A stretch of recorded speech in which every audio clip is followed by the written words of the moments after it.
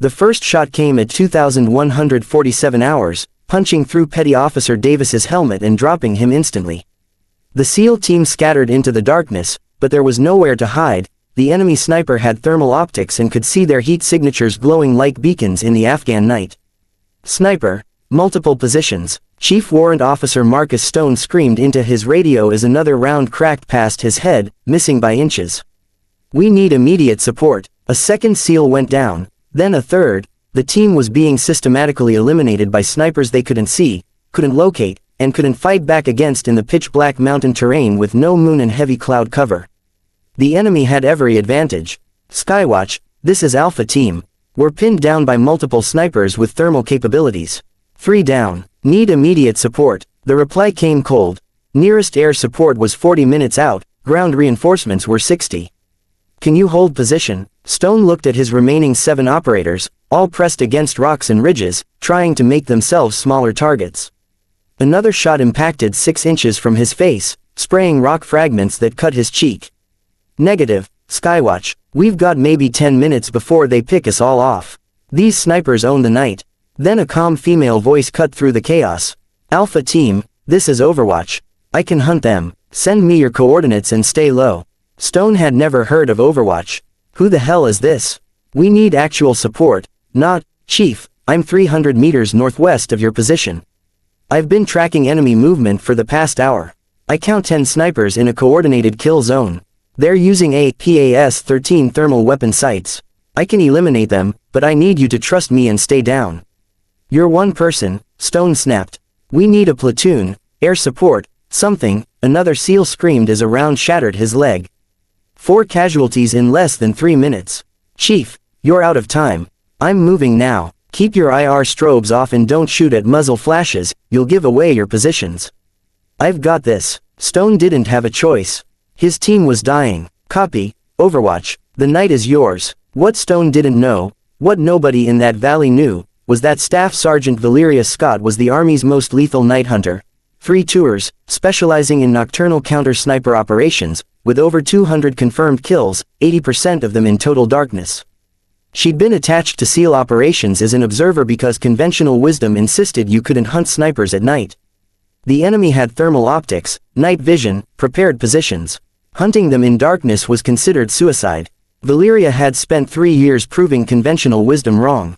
She moved through the Afghan night like a ghost, her experimental DARPA-enhanced night vision giving her advantages even the enemy's thermal scopes couldn't match. She'd watched the SEAL team walk into the ambush for 20 minutes and tried to warn them, but bureaucracy buried her transmissions until it was too late. Now they were pinned in a valley floor surrounded by ridges where 10 enemy snipers had spent weeks preparing overlapping kill zones. She'd been tracking these snipers for 3 days, knew their positions, patterns, and capabilities. They were good, former military, well-equipped, disciplined. During daylight, nearly impossible to locate. But Valeria didn't hunt in daylight.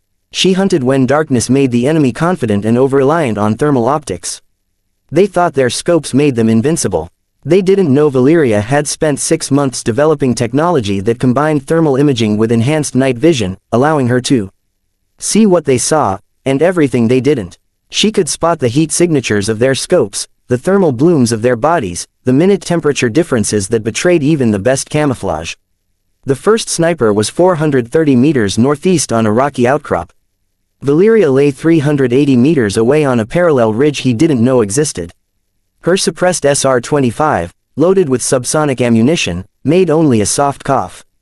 She controlled her breathing, read the shifting mountain wind instinctively, and squeezed the trigger.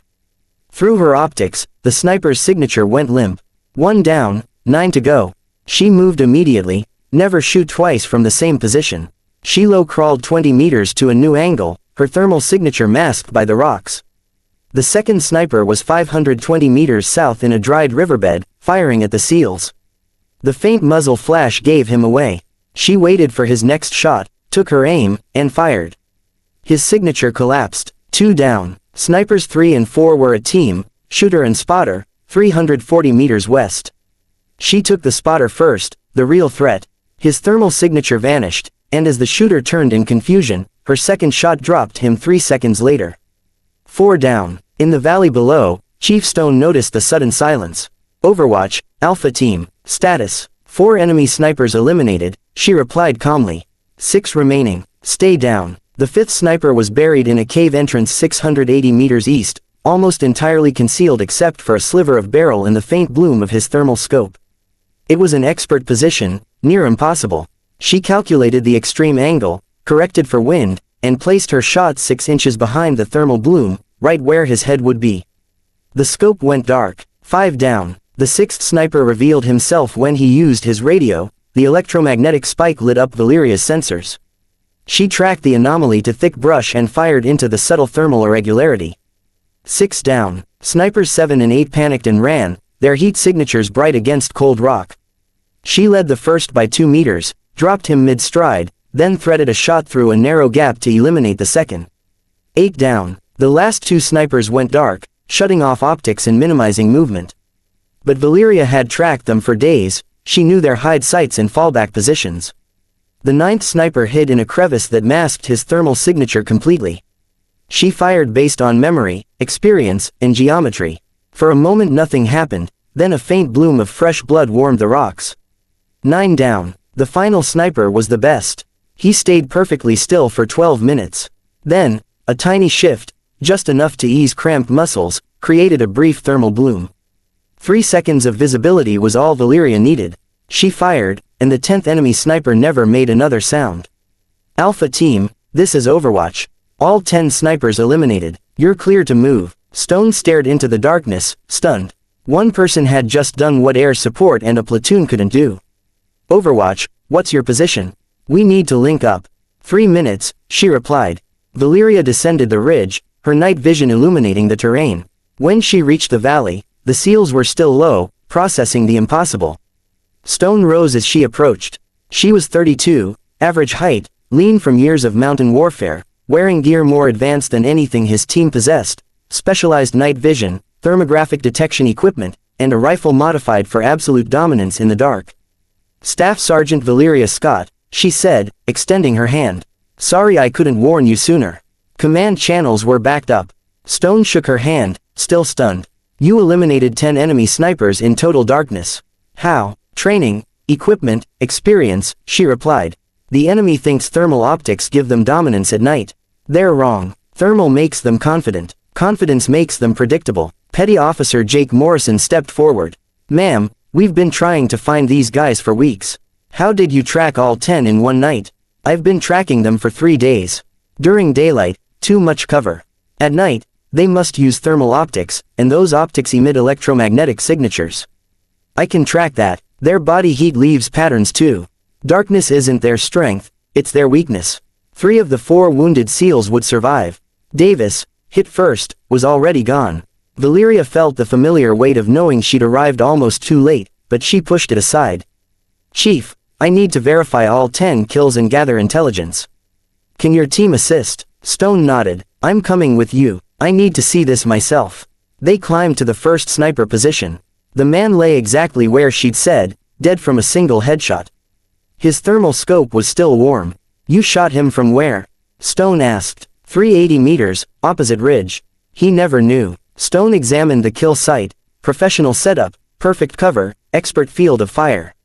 These weren't amateurs, he muttered. Trained military, probably former special forces. They've been killing our people for months, and you took all 10 in one night. They were skilled, Valeria said, but they made one fundamental mistake. They assumed darkness gave them an advantage. In reality, it made them visible in other ways: heat, electromagnetic emissions, movement patterns. If you know how to read the night, you can see everything. She was right. 6 weeks later, intelligence identified another sniper cell, 8 shooters dominating an entire region. Valeria led a 4 SEAL team she personally trained. In perfect no-moon darkness, they inserted by helicopter and used her advanced tactics and equipment to locate all 8 snipers within 90 minutes. One by one, they eliminated them with single, precise shots. 5 hours later, 8 bodies were confirmed, and the intelligence recovered exposed networks operating for over a year. In 2 months, Valeria had personally eliminated 16 enemy snipers, snipers who had terrorized the mountains for years. Word spread fast. Colonel Hayes pulled her aside. Staff Sergeant, what you've done will change night warfare. The Pentagon wants you to develop a formal training program. Valeria agreed but clarified, "This isn't about me. It's about understanding that darkness isn't a limitation, it's an advantage. With the right mindset and equipment, any operator can do what I do." Still, she pioneered the doctrine. Over the next year, she trained hundreds of operators. Enemy sniper activity dropped by 70% in regions where her teams operated. Snipers who once owned the night were now the hunted. Her legend grew further during a joint operation when she tracked a notorious enemy sniper, believed to be former Spetsnaz, who'd killed 7 American soldiers in 3 weeks. Valeria hunted him for 5 nights, learning his pattern. On the 6th night, she positioned herself below his firing point, an angle he would never expect, and took him with a precision shot through a narrow rock gap. He was credited with over 40 coalition casualties. One shot ended it. Her tactics became standard doctrine. She lectured at Fort Benning, Quantico, and specialized facilities across branches. She taught operators that thermal optics, while powerful, created vulnerabilities. "Every tool has a weakness," she told her students. "Thermal scopes emit signatures. Movement creates patterns. Confidence creates predictability. Understand these, and you turn the hunter into the hunted." By the end of her deployment, Valeria Scott had eliminated 34 enemy snipers, all at night, with 0 friendly casualties under her command. Her methods fundamentally shifted American night operation doctrine. Darkness, once feared, was now weaponized. Enemy snipers who once thrived in the night now feared it, knowing a hunter more skilled than they were might be tracking them through the black. They believed no one could hunt snipers at night.